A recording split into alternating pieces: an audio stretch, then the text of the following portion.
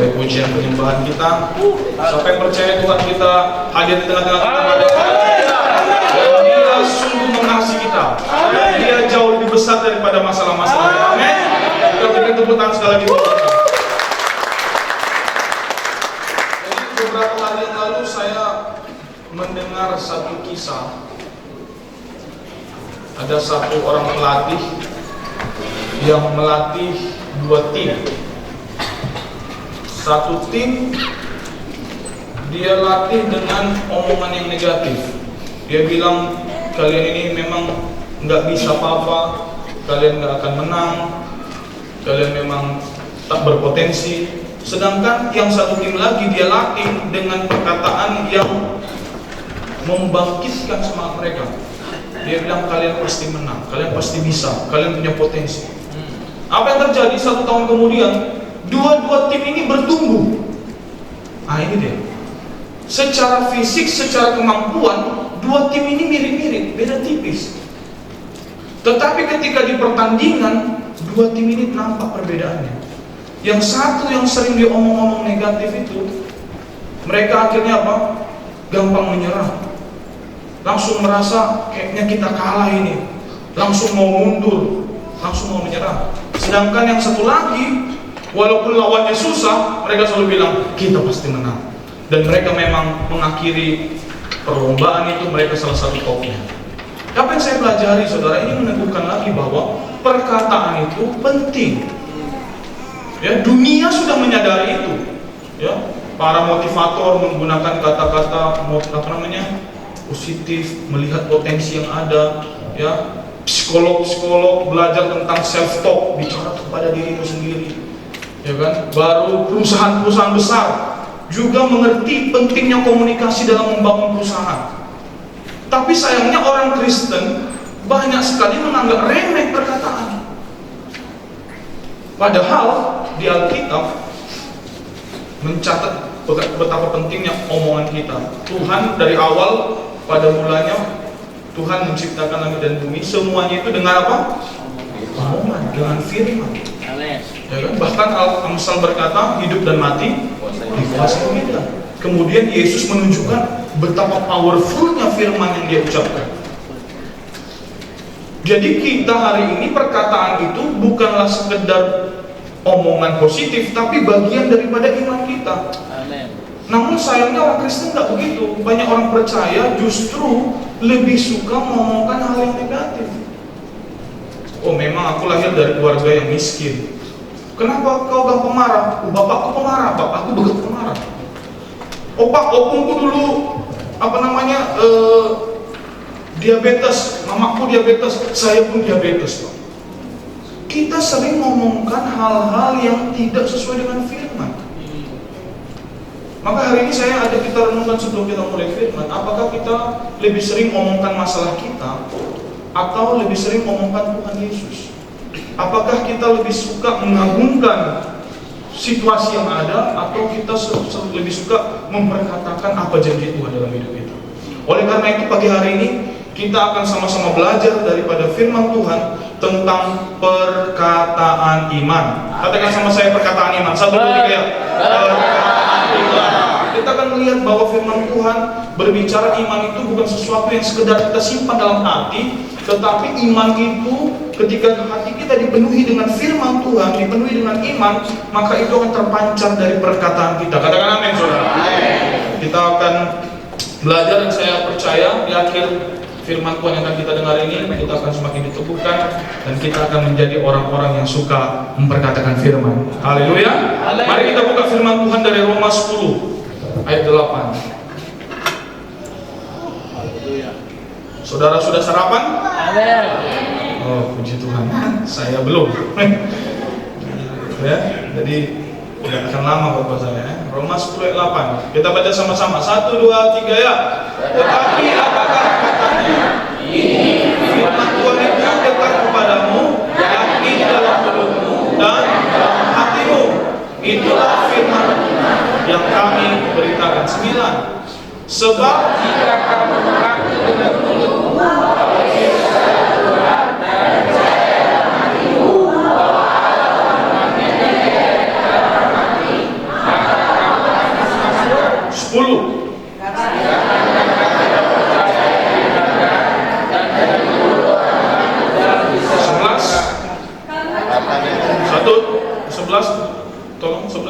1, 2, 3 ya.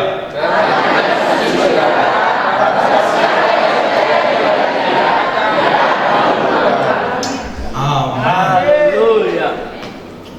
Jadi di ayat ini dari Roma 10 ayat 8 sampai 11 ini dinyatakan mukjizat yang paling besar, saudara. Apa itu? Yaitu terjadi pemindahan, transfer dari kita dari dunia ya kerajaan kegelapan ke dalam kerajaan terangnya Tuhan. Ini tidak bisa dilakukan oleh siapapun, hanya Tuhan yang bisa melakukannya. Jadi ini adalah mukjizat yang paling besar. Dan mukjizat itu membutuhkan apa, saudara? Ada 2 elemen penting di dalam mukjizat ini. Yang pertama, kita butuh apa di situ? Ayat 8. Kita butuh apa? Firman. Walaupun Pak Firman tidak hadir hari ini, tapi kita butuh firman. Ya, firman Tuhan. Jadi omongan kita bukan sekedar omongan positif, Bapak Ibu. Omongan kita bukan sekedar omongan kosong, melempar mangga di malam hari. Kalau kena, kalau nggak kena lempar lagi. Enggak, omongan kita adalah firman. Katakan firman. Firman.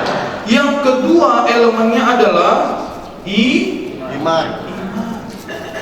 Firman, iman. Haleluya. Ketika kita memperkatakan firman dengan iman, mukjizat terjadi. Amin. Ya kan dikatakan tadi, kalau engkau mengaku, ya kan, dengan mulutmu, percaya dalam hatimu, kan? Iman itu dalam hati, percaya itu dalam hati. Tetapi kita perlu mengaku dengan mulut, maka orang itu selamat. Langsung itu transfer dari kerajaan kegelapan, dari neraka langsung pindah ke surga. Hari ini saudara, setiap kita yang sudah menerima Tuhan sebagai menerima Yesus sebagai Tuhan dan Juru Selamat, hari ini kita sudah pindah ke dalam kerajaan terang itu. Katakan amin. Amin. Hari ini ada apa-apa pun, langsung kita pindah ke surga. Gak yakin saudara? Haleluya. Karena tadi pagi saudara masih marah di simpang lampu merah kan?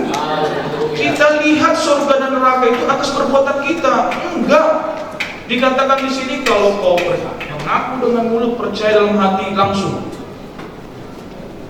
Jadi penting, tidak cuma percaya dalam hati. Ya, mukjizat ini, mukjizat yang paling besar terjadi dalam hidup kita adalah percaya dalam hati, mengaku dengan mulut. Amin. Jadi hari ini saudara ingin lihat mukjizat? Jangan cuma dalam hatimu, mulai perkatakan, saudara. Waktu lagi ini kita ini lagi dengar firman ini, mulai perkatakan deklarasi, Tuhan, masa depanku, masa depan yang luar biasa. Haleluya. Ya kan? Nah, masalahnya kita lebih suka menyimpannya dalam hati. Ini masalahnya. Kita lihat contohnya Abram namanya dulu. Abram. Ketika Tuhan berjanji kepada dia, Abram, aku akan memberkati engkau. Siapa yang memberkati engkau, akan kuberkati. Siapa yang mengutuk engkau, akan kukutuk. Engkau akan menjadi bangsa yang besar. Tapi apa yang terjadi? Belum terjadi apa-apa. Dan Tuhan ganti namanya menjadi Abraham, dan istrinya menjadi Sarah. Tiap kali mereka omongkan mukjizat itu, Bapak Ibu. Mereka belum punya anak, tapi mereka sudah omongkan mukjizat itu. Hei bapak banyak bangsa. Istrinya ngomong, suaminya bilang, ibu banyak bangsa. Diomongkannya kemenangan yang Tuhan sudah janjikan itu. Hari ini, apakah kita sudah sering mengomongkan kemenangan yang Tuhan sudah janjikan? Haleluya. Maka saya hari ini berdoa, yang suka kita simpan-simpan dalam hati, mulai Tuhan bantu jemaat GKKI Rosso mendeklarasikan kemenangan. Haleluya. Ini ada yang mau menikah tanggal 6 bulan. Haleluya. Haleluya. Saya nggak mungkin Aloysius diam-diam. Ditatapnya matanya. Haleluya. Si Febri lihat. Aduh kakak,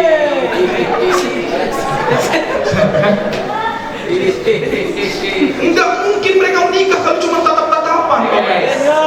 ya Pak. Pasti ada yang ngomong. Saya nggak tahu apakah Aloysius atau Febri yang ngomong. Tapi pasti ada yang ngomong. Karena sekarang emansipasi wanita. Ya, jadi nggak harus katanya nggak harus cowok yang nembak katanya. Enak cowok ini. Cewek juga udah boleh katanya. Haleluya. Cewek udah boleh. Jadi ada yang ngomong dan mujizat terjadi. Amin. Dijawab. Kalau Yesus sudah diutus ke Wakatobi, hampir 5 tahun di sana dia di tengah suku Bajau, lihat laut, lihat suku Bajau, lihat laut, mabok dia. Diutus ke Singapura, COVID, tak bisa pulang, tersiksa dengan semua tugas, rambutnya rontok, di sudut biru, sudah diutus ke Tapak Tuan. Lihat yang pakai sarung, yang pakai kopiah, sarung kopiah, balik ke El Shaddai. Ketika mulai ada yang ngomong,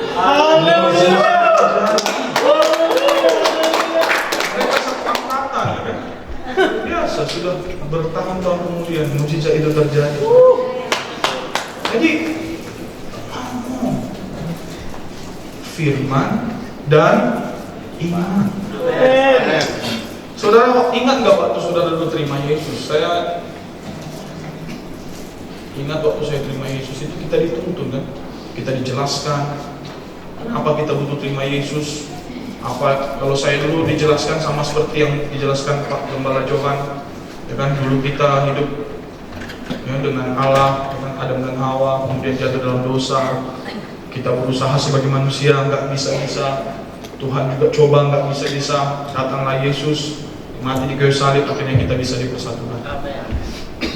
Dan kemudian saya dituntun, saudara pengalaman saudara mungkin beda-beda, dituntun terima Yesus. Dan kita diajak ngomong, ikuti doa saya. Tuhan Yesus, kan gitu. Hari ini aku mengakui aku gagal, aku berdosa. Tapi hari ini aku mau menerima Engkau, Kita ikuti omongannya. Dan ketika kita ucapkan itu, memang tak terjadi apa-apa. Yang gemoy tetap gemoy. Yang kriwil tetap kriwil, tapi dia pindah dari kerajaan kegelapan, pindah dia ke dalam kerajaan terang. Amin. Hari ini saudara mungkin yang kau omongkan itu tak nampak dia terjadi, tetapi di dalam roh sesuatu terjadi, saudara. Maka hari ini jangan simpan dalam hatimu.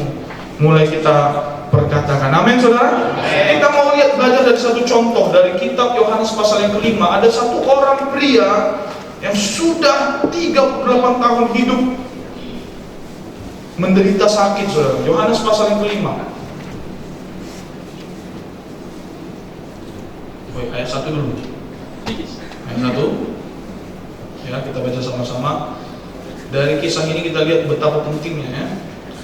Ayat 1. Sesudah itu ada hari raya orang Yahudi dan Yesus berangkat ke Yerusalem. Ayat 2. Di situ ada pintu gerbang domba dan ada sebuah kolam yang dalam bahasa Ibrani disebut Bethesda. Ada berapa serambinya? 5. Ya, 3. Di serambi-serambi itu berbaring sejumlah besar orang sakit, orang-orang buta, orang-orang timpang, dan orang-orang lumpuh yang menantikan goncangan air kolam itu. Sebab sewaktu-waktu turun malaikat Tuhan ke kolam itu dan menggoncangkan air itu, barang siapa yang terdahulu, siapa yang duluan masuk dalam kolam, sesudah goncangan itu menjadi sembuh apapun penyakitnya. Ya. 5. Itu dasarnya ya. Jadi tempat ini dipenuhi dengan orang sakit. So, kita bayangkan dulu ya.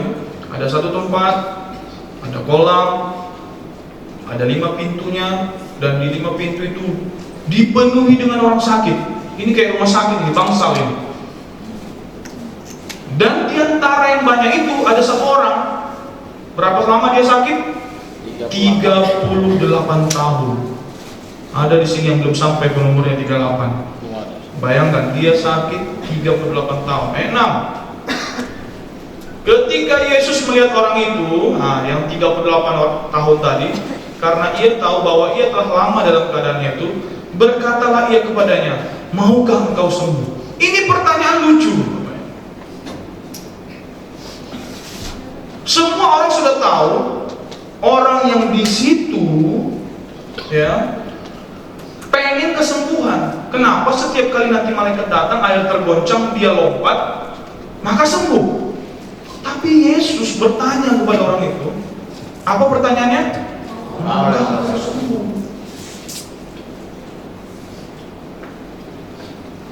Kan ini ini Tuhan Yesus ini lucu ini. Kadang saya lihat di TikTok Bapak Ibu, ada orang dia pulang kan, baru bapaknya bilang, udah pulang nak, langsung pergi lagi dia. Udah tahu kok pulang, kok ditanya lagi pulang. Lagi tidur, memang lagi tidur ya. Nah ini nih Tuhan Yesus, udah tahu dia mau sembuh, ditanya, maukah engkau sembuh? Ayat 7. Tapi Tuhan itu bertanya nggak ada, bukan karena tujuan, tidak ada tujuan. Dia bilang, jawab orang sakit itu kepadanya apa? Jawabnya mau atau tidak? Jawabannya nggak jelas.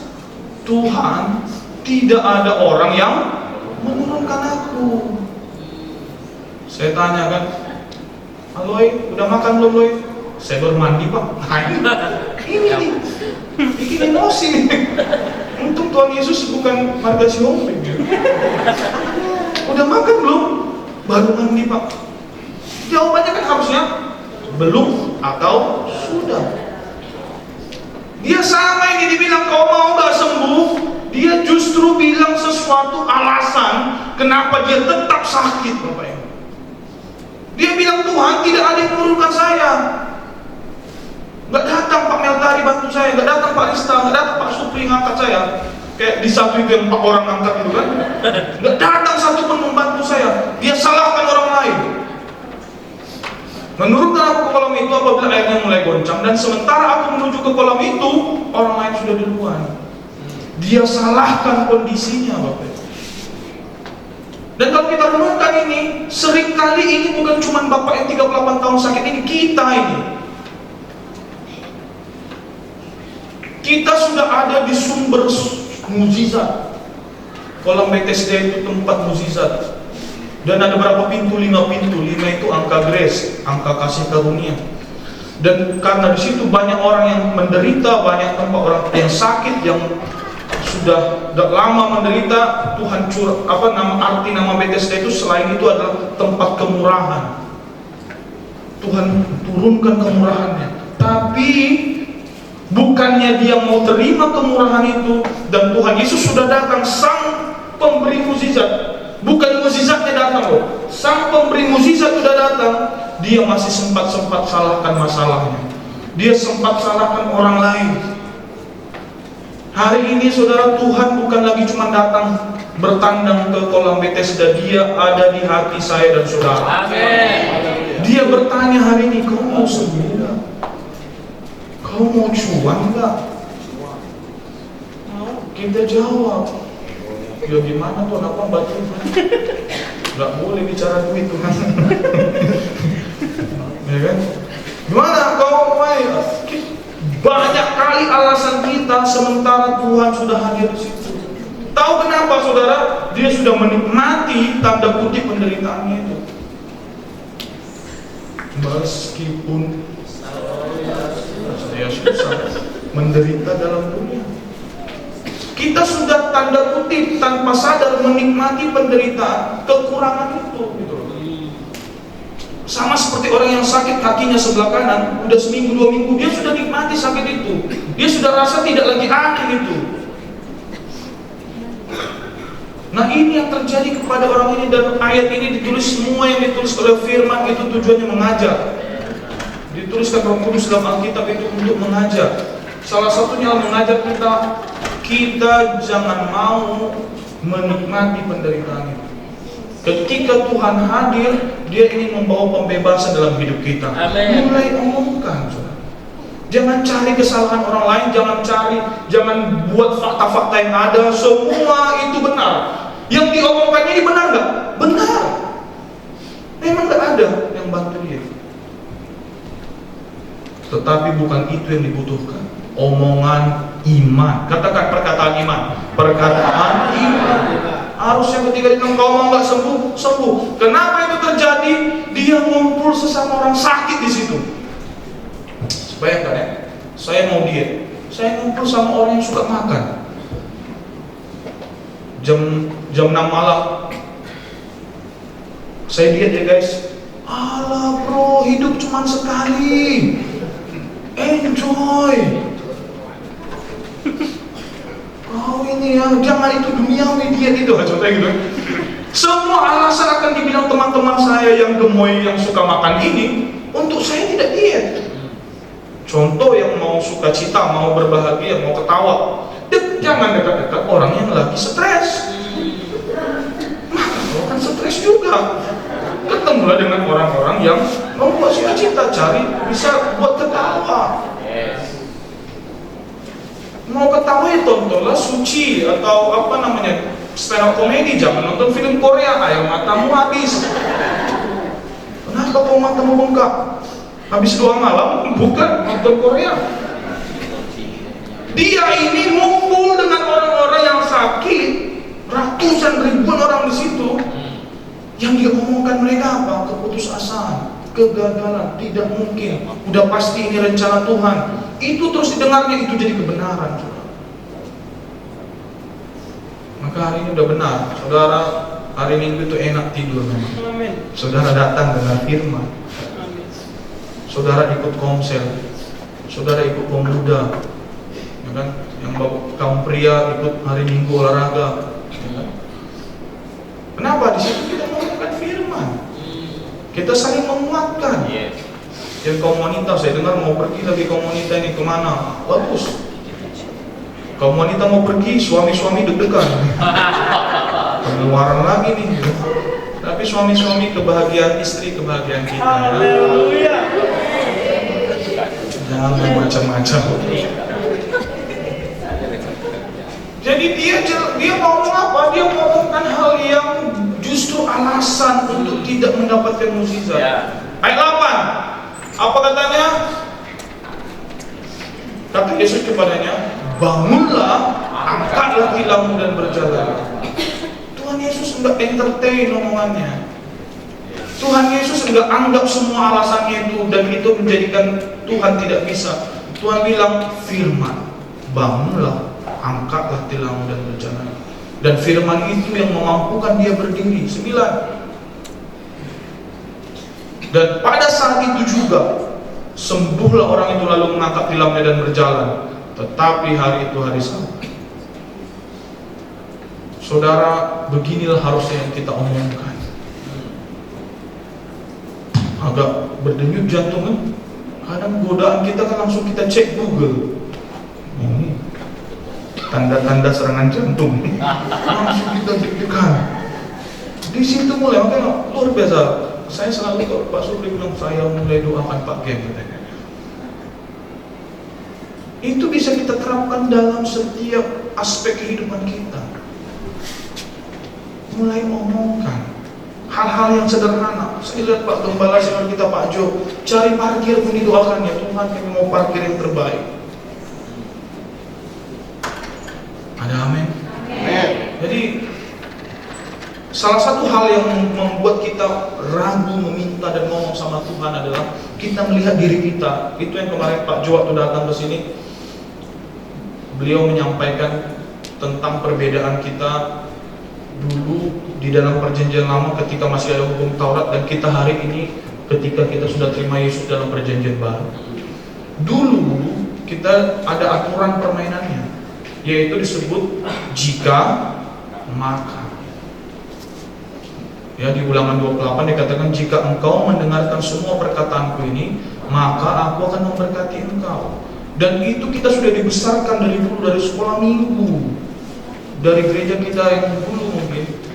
Jadi kalau jika itu kan kitanya, kalau kita tidak layak maka Tuhan tidak akan memberkati kita. Itu memang benar, hukum Taurat begitu. Tapi hari ini kita tidak lagi di bawah hukum Taurat. Hari ini kita di bawah kasih karunia Tuhan Yesus. Maka Yohanes 3:16 berkata, karena begitu besar kasih Allah akan dunia ini, sehingga Dia telah mengaruniakan anaknya yang tunggal. Bukan lagi jika maka, tetapi karena sehingga. Sehingga itu maka. Oke? Jadi karena sayangnya Tuhan sama saudara, maka Dia memberkati saudara. Bukan karena saudara baik, maka Tuhan baik. Maka ada lagu, aku jauh, engkau jauh, dan aku dekat, engkau dekat. Tidak lagi. Jadi hari ini, karena begitu sayangnya Tuhan sama saya dan saudara, maka Dia memberkati saudara. Nah, ketika kita tahu Tuhan Yesus begitu baik dalam hidup kita, maka kita jadi baik. Nah, itu aja bedanya. Dulu kita baik, biar Tuhan baik. Hari ini karena Tuhan baik, saya dan saudara jadi orang yang baik. Amin. Itu dia, saudara. Maka hari ini perlu kita ingat, Yesus sayang padaku. Itu dia. Jadi kenapa kau berani minta itu? Karena Yesus sayang sama saya. Amin. Apa dasarnya? Yesus sayang sama saya. Haleluya. Itu aja. Maka berani kita ngomong besar, saudara. Di Roma 4 ayat 17, kita buka Roma 4 ayat 17.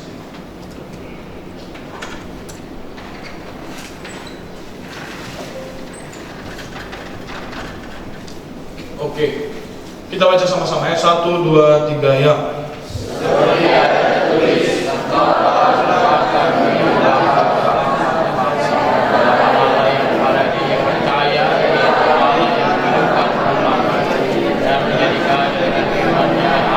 Itu dia.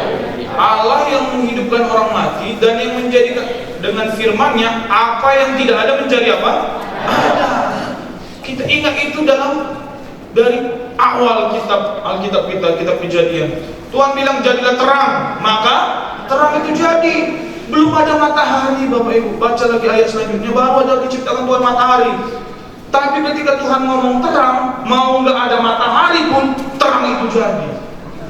Maka hari ini kalau gelap hidup kita, mulai perkatakan terang dalam hidup kita. Kalau usaha kita gelap, kita lihat, mulai perkatakan terang dalam bisnis kita. Di keluarga kita gelap, mulai omongkan keluarga kita terang. Jangan omongkan kegelapan itu. Kemudian bumi kosong, dibilang. Maka Tuhan berfirman, jadilah ini, mulai terisi. Apa yang kosong dalam hidupmu, mulai omongkan. Pak, aku merasa kosong kali, Pak. Hanya Tuhan yang bisa mengisi hidup kita. Ada filsuf bilang begini,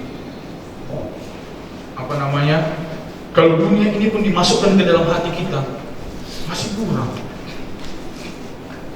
Bayangkan ya, dunia ini pun dimasukkan ke dalam hati kita, kurang. Hanya Tuhan yang bisa memuaskan hasrat kita. Amin. Ada amin, saudara. Amin. Jadi mulai omongkan. Apa yang pengen terjadi itu mulai omongkan. Katakan sama Tuhan. Saudara, ada salah satu kami waktu pergi itu yang menginspirasi kami. Waktu ke Amerika ada salah satu rumah makan, tempat makan semacam McDonald. Kalau orang Batak bilang McDonald ya. McDonald, namanya Chick-fil-A. Chick-fil-A ini perusahaan Kristen.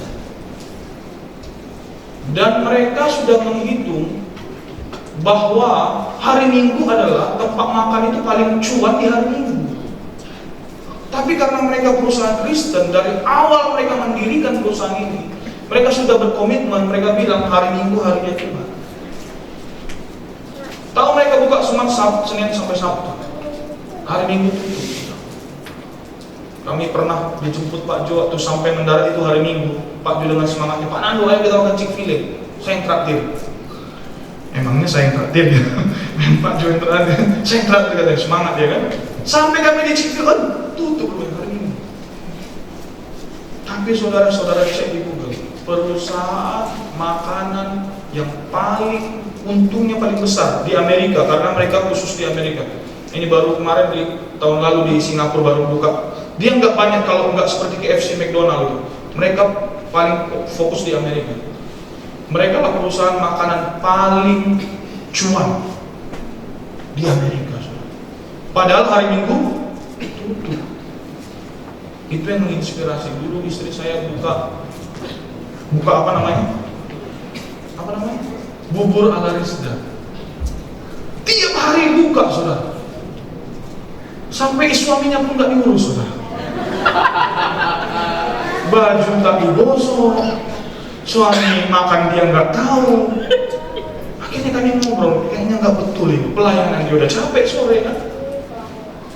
Kami berdoa lagi, kita nggak betul lagi ini.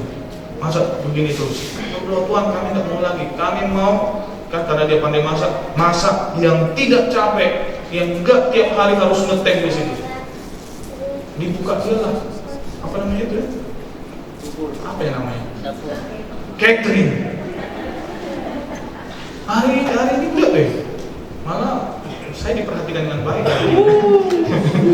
Artinya mulai pertama cuma Elsadai kan, customernya mulai naik Ribon, mulai naik lagi ada yayasan apa ini Silver Lining. Nanti mungkin PT Alloy. Amin. Amin. Mulai diomongkan, saudara. Jadi dari perkataan kita itu, ya situasi kita mengikuti. Maka hari ini apa yang kita rasa sulit, yang tidak masuk akal, yang kita udah coba nggak bisa, mulai omongkan perkataan firman. Ada amin, saudara. Dalam Alkitab dikatakan, ya kan, di Bilangan pasal 14 ya, coba kita lihat. Kita belajar dulu mendeklarasikan kemenangannya. Ini Bilangan pasal 14 ayat 28.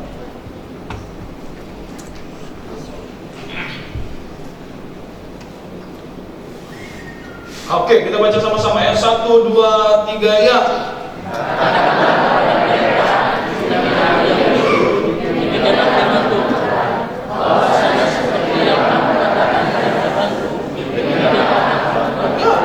Bahwasannya seperti yang kamu katakan di hadapanku, demikianlah akan kulakukan kepadamu.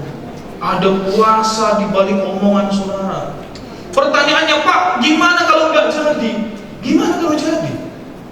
Coba kita balik omongan ini, pertanyaan ini. Gimana Pak kalau nggak jadi? Gimana kalau Tuhan kerjakan?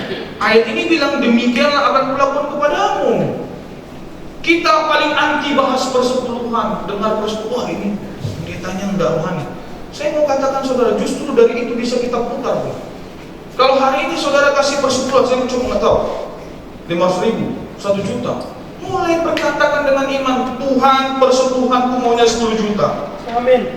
Kalau persepuluhan saudara 10 juta, pemasukan berapa? 100 juta. Minimal kan berkat ya? Ya siapa? Kami kemarin ada ini cerita singkat ini. Jadi kami ngobrol-ngobrol di dapur sama Bang Berkat. Cerita. Udah mau bikin dia perusahaan visa sama Tony. Pembuatan jasa visa ke Amerika. Dari ngomong-ngomong. Jadi saudara, kita perlu ngomong-ngomong apa yang Tuhan taruhkan dalam hidup kita, potensi yang besar dalam hidup kita. Seperti yang kamu katakan di hadapanku, demikianlah akan kulakukan kepadamu. Maka hari ini kalau ada hal-hal yang sensitif, bawa kepada Tuhan. Kau disinggung, bawa kepada Tuhan. Daud itu dihina bukan main loh saudara. Bukan dari orang lain lagi, bahkan saudaranya pun menghina dia. Tapi dia bilang apa? Enggak apa-apa. Si Goliat mendatangi aku dengan pedang, aku datang dengan nama Tuhan yang luar biasa. Kita bisa kalahkan omongan itu dengan omongan balik, saudara. Jangan mau kalah gaya, gunakan firman Tuhan mengalahkan itu semua. Haleluya. Ada teman saya juga, dia ini masa persepuluhan tadi, dia telepon saya hanya untuk komplain. Bro katanya, ya kenapa? Pendeta ini nggak jelas. Kenapa rupanya? Dia ngomong dari tadi khotbah tadi, dia bilang saya kasih persepuluhan, bahkan mobil saya jual katanya. Dalam hatiku, wajar juga kaum ini marah kan? Dibayar bicara persepuluhan sampai kasih kesaksian jual mobil. Tapi saya katakan dia, loh itu kan kesaksian hidup dia. Kita nggak bisa marah. Tapi hari ini kalau kau merasa Tuhan pimpin kau kasih persepuluhan ke gereja, kasih saya bilang. Tapi kalau belum, jangan, tahan Akhirnya dia ngomel lagi, oh enggak boleh, harusnya enggak boleh begitu. Masa ngomong di depan semua orang nanti orang jadi. Saya bilang itu bukan urusan kita. Itu kesaksian hidupnya dan Tuhan memberkati dia. Akhirnya di akhir kata saudara, dia bilang, oke, saya doakan dia, selesai. Baru dia WA saya, bro, Tuhan menggerakkan saya bukan kasih persepuluhan ke gereja, saya kasih ke bro aja lah katanya. Baru saya bilang, jangan, ini nomor rekening saya. Saya nggak ikuti permainan omongan negatifnya, tapi saya katakan firman Tuhan sama dia. Ada amin saudara? Ini kita kan sangat suka dipancing sedikit. Gimana dia itu memang kurang ajar dia. Enak. Harusnya kita enggak, DNA kita bukan DNA ngomong negatif, DNA kita bukan tukang gosip, DNA kita bukan menjelek-jelekan orang lain. Amin. Kita memperkatakan firman. Amin. Maka lihat saudara, perubahan terjadi. Maka yang sering kita deklarasikan dari sini, oh kita akan, ya kan, 1000 jemaat. Pak Jodoh bilang kita akan keliling dunia, mulai bikin visa Australia. Dalam hati Tuhan, udah pernah ditolak, tapi mulai bikin visa Australia. Ya kan, kita lihat anak-anak kita mulai ke Singapura, ya mulai nanti ke Malaysia. Ini Pak Marco lagi ke Malaysia, mulai nanti ada lagi kemana. Ya kan, ini saya bulan Juni tanggal 18 ya, ada pendeta dari Malaysia mau menawarkan program kuliah ke Malaysia tanggal 18. Jadi anak-anak pendeta katanya hamba Tuhan diskon. Nah, siapa tahu kan? Jadi Tuhan bekerja itu luar biasa. Dimulai dari Tuhan berfirman kepada Yusuf lewat mimpi. Apa yang terjadi? Dia mengalami hal yang tidak seperti mimpinya. Tuhan bilang dia akan diangkat, dipromosikan. Dia malah makin sepertinya jatuh, makin terjerembab. Dia dibuang, dikhianati saudara-saudaranya, masuk penjara. Tapi omongan dia tidak pernah omongan negatif, saudara. Waktu dia di rumah Potifar pun dibilangnya apa? Aku tidak mungkin melakukan dosa terhadap Tuhan. Dia tahu dia disertai Tuhan, saudara. Maka hari ini jika pun belum berubah situasi ini, jika hari ini yang kita doa-doakan sama ini belum terjadi, percayalah mukjizat itu on the way.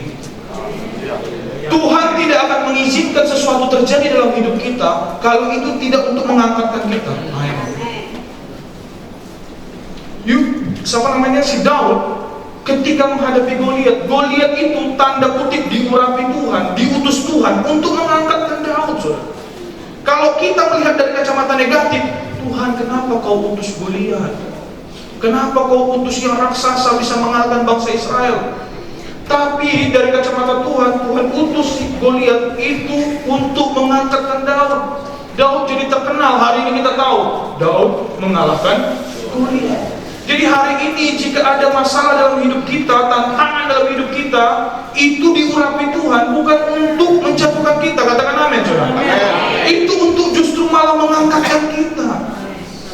Kalau Tuhan izinkan terjadi, berarti itu untuk kebaikan saya dan saudara.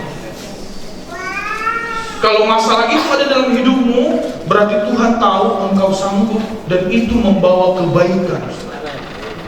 Kalau Yusuf tidak pergi ke rumah Potifar, kalau Yusuf tidak difitnah istri Potifar, kalau Yusuf tidak masuk penjara, kayak mana dia ketemu dengan juru minumnya? Siapa namanya? Si Firaun. Semua diatur Tuhan dengan indahnya, diorkestrasi Tuhan agar dia sampai kepada tujuannya. Saya diorkestrasikan Tuhan sampai saya ke Batam. Saudara juga diorkestrasikan Tuhan sampai kemana saudara ada hari ini. Maka harusnya kita percaya segala sesuatu yang terjadi dalam hidup kita Tuhan peruntukkan untuk mengangkatkan kita semua. Maka omongan kita pasti tetap positif. Haleluya. Ditinggal pacar menikah. Haleluya. Berarti ada yang lebih baik. Amin. Begitu kalau kita melihat semuanya terjadi untuk kebaikan. jomblo ditinggal mati. Enggak apa-apa. Saya lihat banyak kali sekarang ini, aduh memang sosial media ini bikin pusing. Aneh-aneh. Di tengah gempuran semua itu, percayalah apapun yang terjadi dalam hidup kita itu membawa kebaikan. Amin. Tetaplah ngomong firman Tuhan. Makanya kemarin kami kaum bapak ngumpul, kaum pria membahas Roma. Aku memiliki keyakinan yang kokoh dalam Injil. Injil itu kabar baik. Baik tidak baik situasi hidup kita hari ini, kita tetap yakin Tuhan baik. Katakan amin. Itu yang harus kita omongkan. Saya dan istri udah print foto kami lagi langsing.